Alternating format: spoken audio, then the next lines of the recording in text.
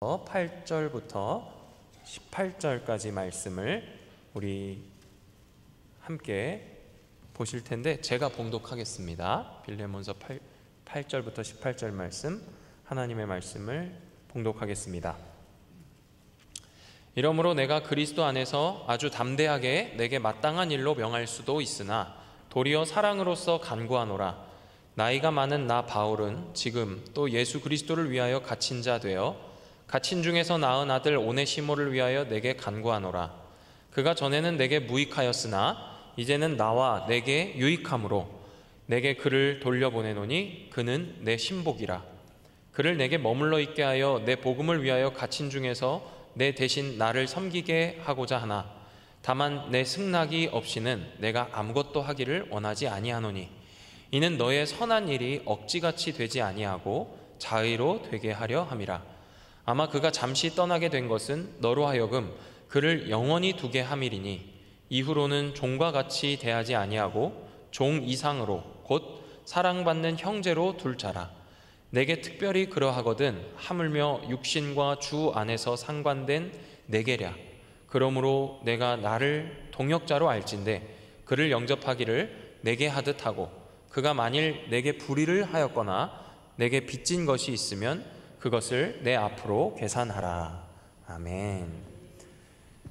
네, 오늘도 주님께 간절한 소망 가지고 나오신 저와 여러분들에게 하나님께서 합당한 응답으로 함께 하실 줄 믿습니다. 아멘. 여러분, 소셜 디톡스라는 말 혹시 들어보셨습니까? 저도 얼마 전에 알게 된 말인데요. 디톡스라는 말은 아마 아실 겁니다. 요즘 뭐 이렇게 다이어트도 많이 하고 운동도 많이 하니까 몸에 뭐 붓기를 빼고 살을 뺄 때 이 독소를 제거하는 일, 그걸 이제 디톡스라고 하지 않습니까? 이 몸에 불필요하게 쌓여있는 독소를 빼낸다라는 거죠. 그런데 이런 디톡스라는 표현을 관계에서도 사용하는 겁니다. 우리가 느끼는 어떤 그 관계에 대한 피로감, 여러 인간 관계 속에서 느끼는 그 어려움, 그것이 이제 오프라인뿐만 아니라 온라인에서도 일어나서 이 온라인에서 불필요한 독소 같은 인간관계들을 없애고 제하는 일, 그거를 이제 소셜 디톡스라고 얘기한다고 하더라고요. 혹시 소셜 디톡스가 필요하십니까? 이따금씩 저도 가끔 그런 생각을 합니다. 온라인상에서 저의 모든 흔적을 다 지워버리고 싶을 때가 있어요. 하도 이렇게 해킹도 당한다 그러고 내 번호가 유출됐다고 하고 개인정보가 어디서 유출됐는지 자꾸 이렇게 스팸 전화도 오고 그럴 때면 그냥 진짜 이 온라인상에서 저의 흔적을 다 없애버리고 싶을 때가 있거든요. 여러분들도 아마 가끔 그런 생각을 하실지 모르겠습니다. 그러고 보면 우리가 인간관계에서 느끼는 피로감은 그것이 온라인에서냐 오프라인에서냐가 문제가 아닌 것 같아요. 인간관계의 문제는 우리 내면에 깊이 자리하고 있는, 그냥 표면적으로 드러나는 저 사람과 나 사이의 문제가 아니라 우리 깊은 내면에 있는 어떤 문제처럼 보입니다. 첫사람 아담과 하와 때부터 시작된 그 관계의 문제는 다른 어떤 근본적인 해결책이 아니면 해결할 수 없는 그런 문제인 것이죠. 오늘 밤 우리가 이 작은 서신 속에 담겨있는 어떤 인물들 간의 갈등을 이 바울이라는 사람은 어떤 방식으로 해결하고 있는지 생각해보고 우리도 이 바울이 추구했던 어떤 변화, 그것을 소망하게 될 수 있기를 바랍니다. 관계의 문제가 왜 중요할까요? 관계의 문제 왜 중요하겠습니까? 그 이유를 간단히 얘기해보자면 관계는 우리 삶의 전부, 우리가 누구인지를 정의하고 있는 한 단면이기 때문에 그렇습니다. 우리 각 개인이 이 관계를 통해서 정의된다고 해도 과언이 아니죠. 생득적인 관계든 아니면 사회적인 지위와 역할이든 간에 우리는 상호 관계 속에서 존재하고 있습니다. 그래서 이 수많은 관계 사이로 우리가 믿고 의지하는 이 복음이 침투해 들어오지 않으면, 그래서 그 복음이 역동적으로 우리의 삶에서 작동하지 못하면 우리는 그 복음의 실체, 믿음의 내용을 경험할 수 없는 것이죠. 쉬운 말로 복음이 내 삶에 어떻게 의미 있게 다뤄지고 있냐 하는 겁니다. 내가 내 부모와 내 자녀와 나와 관계한 주변 동료 성도 사이에서 이 복음이 어떻게 일하고 있느냐 하는 것이에요. 바울은 자신이 동역자, 라고 부르고 있는 이 빌레몬에게 이 관계에 침투한 복음의 실제가 되어주기를 당부하고 요청하고 있습니다. 빌레몬이 먼저 어떤 사람인지 오늘 본문 6절 말씀, 이 빌레몬서 6절 말씀을 제가 한번 읽어볼게요. 이로써 내 믿음의 교제가, 빌레몬의 믿음의 교제됩니다. 내 믿음의 교제가 우리 가운데 있는 선을 알게 하고 그리스도께 이르도록 역사하느니라. 빌레몬이란 사람은 믿음의 교제를 이미 이루어가고 있던 신자였습니다. 그의 그 믿음의 교제, 그 믿음의 코이노니아가 교회 가운데에서 비록 멀리 떨어져 있는 사도 바울과 이 골로새 교회의 어떤 그 물리적 거리는 멀리 떨어져 있지만 우리 가운데에서 선을 알게 하고 있다고 얘기해요. 빌레몬은 이미 훌륭한 신자이고 바울의 사역에 동참하고 있는 사역자였습니다. 그런 그에게 지금 뭔가 더 간구해야 할 일이 생긴 것 같아요. 바로 빌레몬의 집에서 도망친 노예 오네시모, 그를 다시 빌레몬에게로 돌려보내야 하는 일이 생긴 겁니다. 그리고 그에게 이 오네시모를 용납할 것을 요청하고 있는 중이에요. 우리는 말씀을 아무리 읽어봐도 그가 어떤 잘못을 했는지, 그리고 어떻게 바울이 갇혀있는 곳까지 흘러들어오게 됐는지 정확히 알 수는 없습니다. 그러나 그의 범죄가 무엇이었을지 유추해 볼 수 있는 본문의 한 장면이 있는데 18절을 제가 한번 읽어볼게요. 그가 만일 너에게 불의를 하였거나 너에게 빚진 것이 있으면 그것을 내 앞으로 계산하라. 얼마나 중범죄를 저질렀는지는 모르지만 이 오네시모는 자신의 잘못으로 인해서 지금 집을 떠나서 멀리 나와 있어요. 살아보려고 도망쳤지만 그 갇혀있던 그 노예라는 신분에서 발버둥 치며 도망쳐 나와 봤지만 갇히게 된 거예요. 그의 갇힘과 바울의 갇힘은 드러난 모습은 같아 보이지만 질적으로 전혀 달랐습니다. 사도 바울은 그리스도 안에서 내가 갇혔다라고 얘기하고 있는 반면에 오네시모는 그의 행실의 잘못으로 인해 지금 구금되어 있던 것 같습니다. 여러분, 행실에 문제가 있는 사람, 나에게 손해를 끼치고 유익하지 않은 사람, 함께 있으면 나의 화를 돋우고 불편하게 만드는 그런 사람을 가까이 지내는 일이 쉬운 일이겠습니까? 그런데 그런 사람을 가까이 지내라, 좀 옆에 있어줘라가 아니라 사랑하고 용납하고 받아들이라, 이렇게 하면 여러분 어떠시겠어요? 불가능한 일 아닙니까? 그래서 우리는 이런 인간관계를 어떻게 하는 게 편하고 익숙한가요? 가만히 끊는 것이 마음이 편하죠. 굳이 더 많은 말을 섞는 것보다 그냥 조용히 안 어울리면 된다고 생각합니다. 그냥 조용히 안 어울리는 행동은요, 굉장히 신사적인 일입니다. 싸우는 것보단 낫잖아요. 여러분, 왜 교회에 와서 인간관계를 기피하지 않고 기피하려는 걸까요? 사람은 가까이서 교제하면 할수록 모공이 더 크게 보이지 않습니까? 흠과 어떤 잘못이 너무 잘 보이잖아요. 사람에게 상처받고 사람에게 실망하는 일은 당해도 익숙해지지 않는 것 같습니다. 우리 솔직하게 우리 스스로 한번 냉정히 돌아봅시다. 우리가 관계에서 어려움을 겪는 이유가 뭘까요? 저는 정도의 차이가 있겠지만 우리가 어떤 그 관계 속에서 내려놓지 못하는 작은 권리의식이 있기 때문이다라고 생각해요.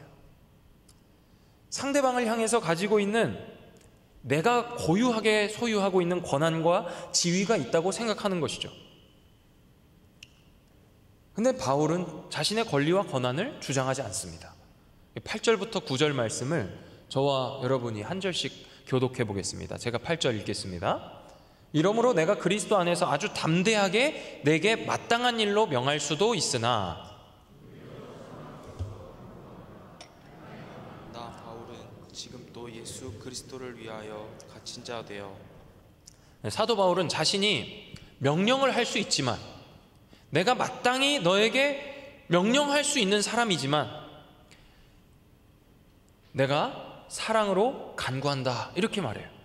이 명령한다는 표현은 야, 잘됐다, 이번 기회에 내가 너한테 하나 할 말이 있어, 이런 명령할 수도 있다라는 말이 그런 뜻이 아닙니다. 바울 자신이 이 빌레몬과의 관계 속에서 계속 명령을 할 수 있는 지위, 그런 지위에 있다 이 말이에요. 내가 너에 대해서 그렇게 할 수 있는 사람이다, 이런 당위를 가지고 있는 그런 인물이 나다 얘기입니다. 물론 요즘에는 어떤 당위, 정당성, 마땅함 이런 말이 우리들 사이에서 이게 쉽게 통용되지 않는 말이죠. 그런데 그럼에도 불구하고 우리가 이게 사회생활을 하다 보면 여전히 소위 갑질에 해당하는 그런 어떤 대우를 당하기도 하고 그런 뉴스를 종종 접하지 않습니까? 여러분, 갑질의 의미가 뭡니까? 마땅히 그렇게 할 수 있다고 생각하는 그 사람이 그 일을 하는 거, 그게 갑질입니다. 그런데 당시에는요, 이 사도 바울이 있던 이 당시에는 지금보다도 월등히 이런 갑과 을의 관계가 만연했던 시대예요. 스승과 제자의 관계, 주인과 종의 관계, 그것이 관습이나 문화적으로 뿐만 아니라 법적으로도 당연하게 갑과 을로 여겨졌던 시대입니다. 지금도 여전히 엄격한 종교제도가 이렇게 사회를 붙들고 있는 나라에 가면 어떻습니까? 명예살인이 용인되잖아요. 아빠가 딸이나 아들이 가문의 명예를 더럽혔다 그러면 어떤 법의 심판이나 절차가 없더라도 죽이지 않습니까? 그게 문제시 여겨지지 않잖아요. 당시엔 어떻겠습니까? 더하면 더했지 덜하진 않았을 거예요. 사방 어디를 둘러봐도 그런 갑을 관계가 없는 곳이 없는 거예요.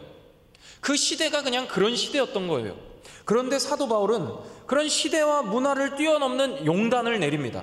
어떤 용단입니까? 자신의 권리와 권한과 지위를 포기하는 거예요. 명령할 수 있는 권한을 내려놓고, 내가 마땅히 너에게 이런 이야기를 할 수 있는 사람이지만 그걸 내려놓고 부드럽게 간구하고 있습니다.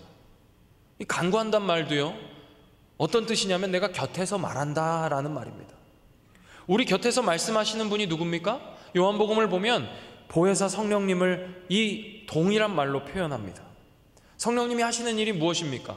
우리 곁에서 하나님이 우리와 함께 하신다라는 사실을 우리로 하여금 계속하여 깨닫게 하는 일, 그 일을 하시는 분, 그분을 보혜사라고 부르지 않습니까? 사도 바울은 빌레몬에게 오네시모를 향해서 그 믿음의 실체를 보이라, 네가 이 일을 좀 해라 하기 전에 자신이 지금 그 오네시모의 곁에서 말하는 자로 빌레몬으로 하여금 그 중보의 사역을 감당하고 있는 거예요. 복음의 삶이란 이런 것이다 먼저 보여주고 있는 것이죠. 복음의 전수는 다른 방식이 아니라 복음적 방식을 통해서만 이루어집니다. 복음은 책에 기록된 글이나 벽에 그려진 그럴싸한 어떤 명화나 벽화로 우리의 삶에 전수되는 것이 아니라 우리의 삶을 통해서 활력 있고 생동감 있게 구현되는 실체로 작용될 때 전달된다는 거예요. 그렇기 때문에 복음은 우리로 하여금 세상에서 당연하게 여겨지던 문화, 인간의 죄악 가운데 물들어 무엇이 죄인지 분간하기 그 힘든 그 시대를 거스르도록 이끕니다. 그게 복음이 하는 일이에요. 당시에 누가 이런 생각을 할 수 있었겠습니까? 게다가 바울은 자신이 이 빌레몬의 승낙이 없이는 내가 아무것도 하지 않겠다고, 아니 더 적극적으로 그렇게 하기를 원하지 않는다고 말해요. 내가 너의 승낙이 없이는 그렇게 하고 싶지가 않다. 그 이유는 자신이 그랬던 것처럼 억지로가 아니라 자의적으로 기꺼운 마음으로 그 일을 자발적 헌신 가운데 순종하기를 촉구하고 있는 것이죠. 그리고 사도 바울은 잠시 종으로 있는 것보다 영원히 너의 형제로 그가 있는 것이 더 유익하다는 것을 역설하고 있습니다. 사랑하는 여러분, 이런 관계를 소망하지 않습니까? 한 인간을 통해서 잠깐의 유익이 아니라, 이 사람이 잠시 나에게 유익을 끼치는 존재로 거기 있는 것이 아니라 영원히 나의 형제로 나와 함께 있는 그런 관계, 여러분 그런 관계를 원하시지 않습니까? 여러분, 이 1세기 당시에 노예는요 사람 취급을 받을 수 없었습니다. 법적으로 주인에게 속한 소유물이었어요. 그런데 이건요 계약 관계가 아니었습니다. 주인과 노예 사이의 계약 관계가 아니라 이건 신분의 문제였어요. 그래서 어떤 집의 노예는 다른 집에서도 노예 취급을 받아도 할 말이 없었습니다. 이게 계약 관계면 당신이 뭔데 나한테 이래라 저래라 합니까? 할 수 있겠죠. 우리 주인은 이 사람인데 당신은 내 주인도 아니면서 뭘 이래라 저래라 합니까? 할 수 있었겠죠. 그런데 그때는 그 노예가 신분이었기 때문에 이 집에서 노예면 저 집 주인이 노예 취급을 해도 할 말이 없었다고요. 그런데 말씀을 한번 보십시오. 바울은 이 오네시모를 누구라고 말하고 있습니까? 갇힌 중에 낳은 아들이다, 이렇게 얘기하고 있어요. 바울은 실제로 복음을 전하다가 그리스도로 인해서 갇혀 있습니다. 하지만 이 표현은 그런 그의 현실을 가리키는 것과 더불어서 어떤 의미를 가지고 있습니까? 자신이 그리스도께 묶여있는 사람이라는 그의 정체성을 표현하는 말이기도 해요. 내가 그리스도로 인하여 갇혀있다. 바울은 비록 자신의 몸이 갇혀있는 상태에서도 끊임없이 복음 안에서 역동적으로 자신의 사명을 살아냈어요. 그리스도에게 묶인 사람은 그가 비록 두 손 두 발이 꽁꽁 묶여있다 할지라도 자유인입니다. 사도 바울은 완전히 갇혀있는 상태에서도 그 사람을 낳는 그 일을, 그 생동력 있는 그 일을 감당했습니다. 여기서 이 낳았다는 말, 단숨에 일어나는 말입니다. 바울은 오네시모라는 인물을 내가 낳고 있는 중이다라는 어떤 과정으로 얘기하고 있지 않습니다. 단순간에 변화된 그의 그 변화된 실체에 대한 신뢰와 수용의 모습을 보여주고 있는 거예요. 오네시모는 복음 안에 있었던 이 바울이라는 사람을 통해서 아들이라고 하는 영광스러운 이름을 얻게 된 거예요. 여러분, 하나님께서 우리를 자녀 삼으셨다고 할 때도 같은 의미 아니겠습니까?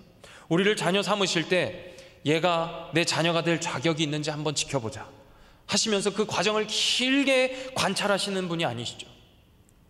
어머니가 오랜 진통을 겪고 출산한 자녀를 향해서 얘가 내 애가 맞나 어디 보자 하지 않고 뭐라고 합니까? 눈물 흘립니다.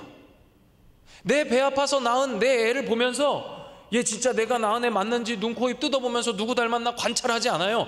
내 배 아파서 낳은 애기, 그 핏덩이 같은 애기, 쭈글쭈글한 그 애기를 보면서 내 새끼라고 하는 거라고요. 내가 낳았다 이렇게 말할 수 있는 이유는 무엇입니까? 부모와 자녀의 관계로 들어가는 일이 단번에 일어나는 사건이기 때문이죠. 바울 역시 오네시모를 향해서 낳았다고 이야기하는 건 이 모든 걸 내포하고 있는 얘기입니다. 오네시모라는 사람, 내가 보니까 본래 자격이 없더라. 그래서 내가 지금 쭉 지켜보고 있는 중이다. 낳긴 낳았는데 통 버릇을 못 고치고 있네 이 자식이. 이거 사람 만들어야겠다. 그거 지금 내가 사람 만드는 중에 있다. 이런 의미가 아니라는 거예요. 자녀가 되는 일은 그에게서 어떤 자녀가 될 만한 자격을 발견했기 때문이 아닙니다. 자녀가 되기 위한 어떤 노력을 그가 했기 때문도 아닙니다. 출생함과 동시에 자녀라는 신분은 그의 어떤 자질과 자격과 상관없이 곧장 주어지는 지위예요. 바울은 오네시모가 어떤 사람인지 먼저 달아보고 내가 한번 품어볼까 하고 있는 것이 아니라 그리스도의 사랑으로 이미 품어낸 것이에요. 그래서 그 오네시모가 어떻게 되었습니까? 무익했던 그가 유익한 사람이 되었다고 말씀은 이야기하고 있습니다. 오늘 11절 말씀 우리 함께 읽어보겠습니다. 11절입니다. 시작. 그가 전에는 내게 무익하였으나 이제는 나와 내게 유익함으로. 여러분, 우리가 사람을 기능으로 생각하게 되면 어떻습니까? 인간성을 상실하게 됩니다. 한 사람을 바라볼 때 이 사람이 과연 어떤 효율을 낼 수 있을까? 어떤 능률적인 일을 감당할 수 있을까? 그것을 가지고 평가하기 시작하면 우리는 인간관계에서 어려움을 겪습니다. 물론 우리는 이걸 잘 인지하지 못합니다. 내가 뭐 사람을 기능적으로 생각한다고, 내가 뭐 얼마나 저 사람을 내가 효율 따졌냐고 나를 좀 관대하게 보는 편이죠. 저도 마찬가지입니다. 하나님께서는 우리를 하나님 나라를 이루어가는데 도구로 삼지 않으셨어요. 우리로 하여금 어떤 그 나라를 이루어가는데 그 기능을 감당하기를 기대하시지 않으셨다고요. 네가 이런 기능을 좀 해라. 네가 이 일에서 그 자리에서 좀 그런 효율을 좀 내봐라. 그렇게 우리를 보지 않으셨다고요. 하나님은 우리를 당신의 나라 자체로 삼으셨기 때문에 우리를 그런 기능적인 존재로 바라보지 않으신다는 거예요. 말씀을 보면 우리는 이런 사람들을 쉽게 발견할 수 있습니다. 열심히 하나님 나라를 위해 일하던 엘리야를 생각해 보십시오. 열심히 싸우고 갈멜산 전투에서 이겼는데 로뎀나무 아래 지쳐 쓰러져 있던 엘리야부터로 너 지금 뭐 하고 있냐고, 일어나서 지금 빨리 할 일 감당하라고, 가라고, 그렇게 하지 않으셨다는 거예요. 네 얼른 해라 하지 않으셨다고요. 잠들어 있는 그를 두들기며 먹이시고 쉬게 하신 뒤에 그에게 말씀하시는 거예요. 힘을 주시면서. 우리 구주 예수님은 어떻습니까? 굶주린 5,000명의 무리들을 먹이실 때나 죽은 나사로를 살리실 때 예수님은 그래, 드디어 기회가 왔구나, 내가 이제 이 놀라운 기적을 행해서 저 사람들로 하여금 내가 다 그리스도인 것을 알게 해야지, 이야 이런 기회가 오다니, 뭐 이렇게 거들먹거리시면서 좋아하신 게 아니었어요. 예수님은 긍휼히 여기셨습니다. 눈물을 흘리셨어요. 나사로의 죽음 앞에서 곡하는 소리를 내며 슬퍼하고 있던 무리들을 보면서 사망의 그늘 가운데 슬퍼하는 그들을 보시며 그 인생들을 불쌍히 여기셨다고요. 사도 바울이 이전에 무익하였으나 그가 이제 유익하게 되었다라는 그 말은 그를 기능적인 차원에서 단순히 이제 도움이 되는 사람이 되었다, 예전에는 네 그 가정사역에 방해가 됐다면 이제는 이 사람이 너에게 다시 노예로 충성된 종으로 일하게 될 그런 아주 유익한 사람이 되었다, 그런 말을 하고 있는 것일까요? 그렇지 않아요. 그가 하나님께 합당한 자로서 가치 있는 사람이 되었다라는 뜻입니다. 이와 같은 말이 디모데후서에서도 사용되었는데 디모데후서 2장 21절 말씀을 우리 자막을 보고 함께 읽어보겠습니다. 시작. 그러므로 누구든지 이런 것에서 자기를 깨끗하게 하면 귀 쓰는 그릇이 되어 거룩하고 주인의 쓰심에 합당하며 모든 선한 일에 준비함이 되리라. 여기 주인의 쓰심에 합당하다, 이 말을 우리말 성경을 보니까, 새번역 성경을 보니까 좋은 일에 요긴하게 쓰인다 이렇게 번역했어요. 복음이 간섭하는 인간관계는 어떻습니까? 다른 사람들을 조연이나 기능으로 나의 인생의 무대에서 어떤 특징 지어진 배우로 바라보지 않습니다. 주님이 보시기에, 주님이 쓰시기에 요긴한 사람, 합당한 사람, 그런 사람으로 여긴다는 말이에요. 하나님께서 사용하시는 그릇으로 보기 시작합니다. 제가 신학교를 다닐 때 저희 교수님 가운데 한 분이 함께 공부하고 있던 우리 전도사님들에게 해주셨던 그 말씀을 여전히 기억하고 새기고 있는 한 말씀이 있습니다. 이제 처음에 우리 전도사님들이 신학교를 가면 개강도 하기 전에 3주 동안 헬라어 수업을 들어요. 아직 신학교에 발도 안 담궜는데 갑자기 이게 지렁인지 글자인지 모르겠는 글자를 3주 동안 매일 가르쳐 줍니다. 신학교에 입학하기 전부터 마음이 가난해지고 낮아지고 그런 때가 바로 그때예요. 뭐 난리도 아닙니다. 우리 전사님들 맨날 눈물로 밤을 지새웁니다. 저도 울진 않았지만 울 뻔했어요. 진짜 눈물 납니다. 괜히 들어온 것 같다. 실제로 학교를 그만두고 나가시는 분들도 많아요. 그렇게 눈물로 밤을 지새우면서 하루하루 학업을 하던 중에 이 헬라어를 가르쳐 주시던 교수님이 이런 말씀을 하시는 겁니다. 가장 마음이 낮아져 있던 그때 이렇게 얘기하셨어요. 저는 여러분을 한 명의 사역자로 보지 않습니다. 저는 여러분을 바라볼 때 여러분이 앞으로 섬기게 될 하나의 교회를 생각하며 바라봅니다. 그러니 여러분도 서로를 그렇게 바라보시고 자신을 그렇게 생각하시길 바랍니다. 얼마나 복되고 귀한 조언이었는지 몰라요. 그동안의 모든 그 서러움과 자격 없음이 순식간에 사라지는 것 같았습니다. 나는 아무짝에 쓸모없어. 나는 너무 무익해. 내가 신학교에 왜 왔을까? 이 글자 하나도 못하는데 내가 신학교 입학하면 그 신학 감당할 수 있을까? 마음이 낮아지고 가난해져 있던 그때 우리를 한 개인이 아니라 앞으로 이 사람이 나아가서 섬기게 될 그 교회를 바라보며 보고 있으니 너희도 서로 그리고 자신을 그렇게 바라보라는 그 말씀이 여러분, 오늘 우리에게 필요한 말씀 아니겠습니까? 사실 오늘 이 말씀은 인간 관계에 대한 말씀이 아닙니다. 복음이 바꾸어 놓은 우리의 전 인격의 변화에 관한 말씀이에요. 너희들이 이전엔 인간관계 하는데 이렇게 어려웠지? 이것 때문에 힘들었지? 이제 인간관계 할 때 이렇게 좀 해. 이런 어떤 우리의 행동 교정을 위한 말씀이 아니라는 거예요. 오늘 본문 12절 말씀을 제가 한번 읽어보겠습니다. 너에게 그를 돌려보내노니 그는 내 신복이라. 너에게 그를 돌려보내노니 그는 내 신복이라. 여기 이 신복이라는 말을 새번역 성경에서는 마음이라 이렇게 번역했습니다. 그런데 이 단어가요, 구약시대에서는 마음으로 사용된 말이 맞긴 한데 본래 어떻게 주로 쓰였냐면 이 신체 내부에 있는 장기를 가리키는 말입니다. 특히 심장을 가리키는 용어예요. 그래서 제사 용어로 쓰였습니다. 그리고 이 1세기 사도 바울이 활동하던 이 시대에 이르러서는 이 단어가 재물 전체를 가리키는 표현으로 이렇게 제휴적으로 쓰였습니다. 이 말을 쓰면 장기를 가리키는 게 아니라 그 재물 전체를 가리키는 말로 확장되어서 쓰인 거예요. 그러니 단지 마음이 아니에요.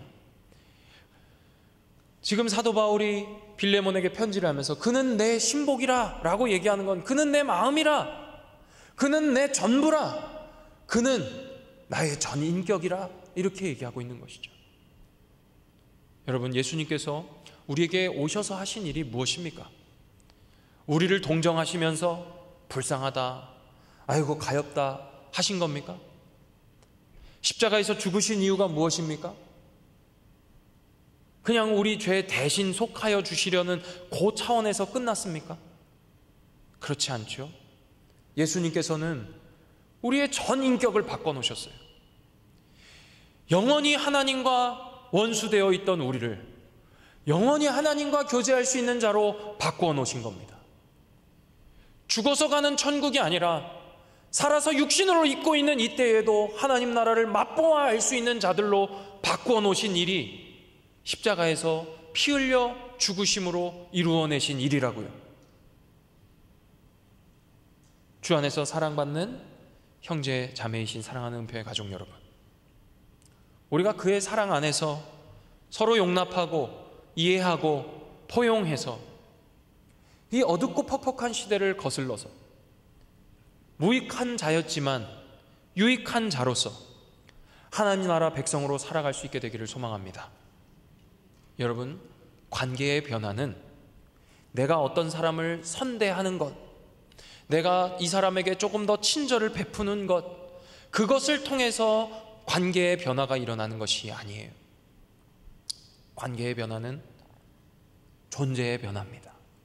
내가 이 사람을 어떤 존재로 인식하느냐의 변화가 일어날 때 관계의 변화가 시작됩니다. 내가 이 사람을 어떤 존재로 인식하느냐, 나를 어떤 존재로 인식하느냐, 거기서 관계의 변화는 시작됩니다. 내가 우리 부모를, 내가 우리 자녀를, 내가 나의 이 동료 성도, 동료 신자들을, 내가 직장에서, 내가 가게에서, 고객으로서, 손님으로서 그 많은 사람들을 어떻게 인식하느냐, 그 인식의 변화가 우리의 관계의 변화의 시작이 되는 것이에요. 왜 그렇습니까? 주께서 하신 일은 우리를 그러한 신분의 변화로, 신분의 변화를 일으키신 일이었기 때문에 그렇습니다. 오늘 이 시간 우리가 함께 찬양하고 기도하실 때 다른 것이 아니라 주님이 나에게 행하신 그 일을 기대하고 주님이 나에게 베푸신 그 은혜를 생각하시면서 주께 영광 올려드리고 주님께 간구할 수 있는 이 밤 되기를 소망합니다. 우리 함께 찬양하겠습니다.